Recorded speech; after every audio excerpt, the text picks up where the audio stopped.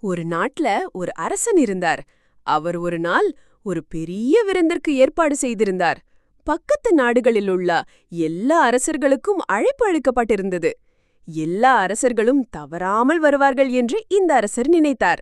எனவே அவரே நேரடியாக எல்லா ஏற்பாடுகளையும் கவனித்துக் கொண்டார்.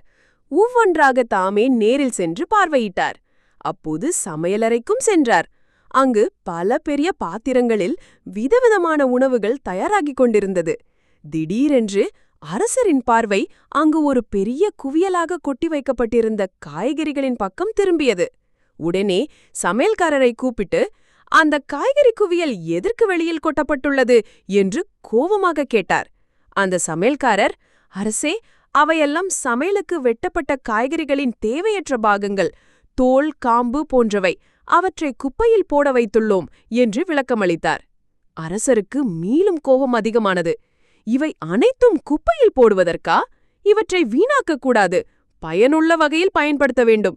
இவற்றை என்ன செய்யலாம் என்று சமையல்காரரிடம் கேட்டார். அவரோ சிறிது நேரம் யோசித்து ஒரு பதிலை சொன்னார். பிறகு அரசரின் கோபம் தேர்ந்தது. சரி, அப்படி அந்த சமையல்காரர் என்ன சொல்லியிருப்பார்? உங்களுக்கு தெரியுமா? கமெண்ட்ல சொல்லுங்க. பாய்.